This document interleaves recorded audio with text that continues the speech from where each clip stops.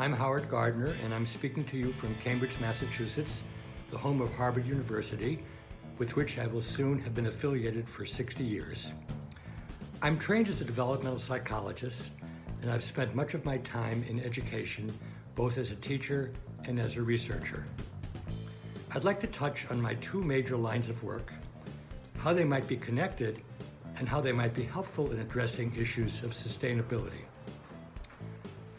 40 years ago, I developed the idea of multiple intelligences.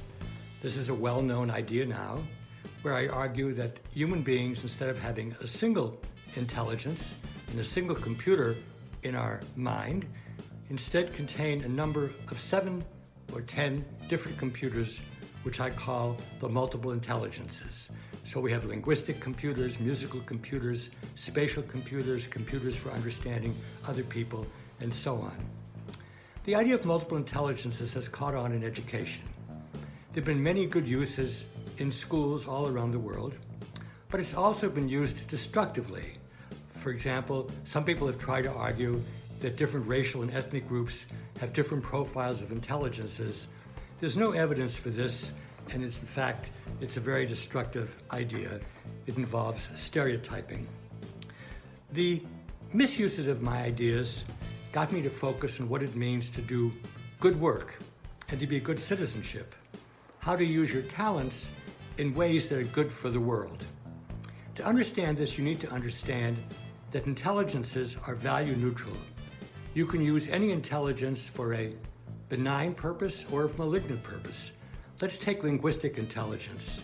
The German poet Goethe and the German propagandist Goebbels both had lots of linguistic intelligence.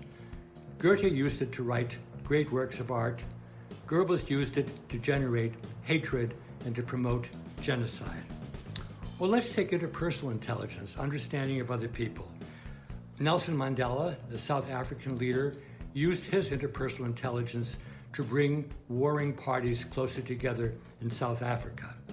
Slobodan Milosevic, the Serbian leader, used his interpersonal intelligence to promote hatred and genocide in the former Yugoslavia. So you have the same intelligence as linguistic or interpersonal social intelligence used either constructively or destructively. So how does this affect all of us when we think about big issues like sustainability? We should ask ourselves, what are our areas of strength? Are you good in language, in mathematics, in the arts, in leadership, in working in organizations, in playing athletics? What is your area of strength? And then how can you use this area positively, pro-socially, for the wider good, to do good work and to be a good citizen? So, thinking about the area of sustainability, what it is that you want to promote in the world, what kind of action, what kind of policy, or what kind of good deeds do you want with respect to our environment, with respect to climate change, to respect to production of food, and then think about how you can use your strengths to do good, to talk with others, to start organizations, to cooperate with others, to try things out, to get honest feedback, and then on the basis of that feedback, try again.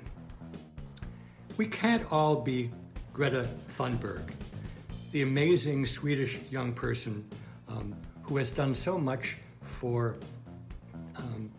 raising consciousness about sustainability. It's claimed that Greta Thunberg has autism.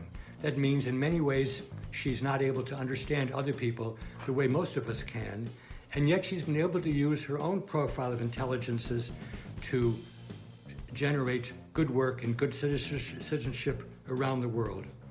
We can all learn from the example and from the inspiration of Greta Thunberg. Thank you very much for your attention and all the best in your good work.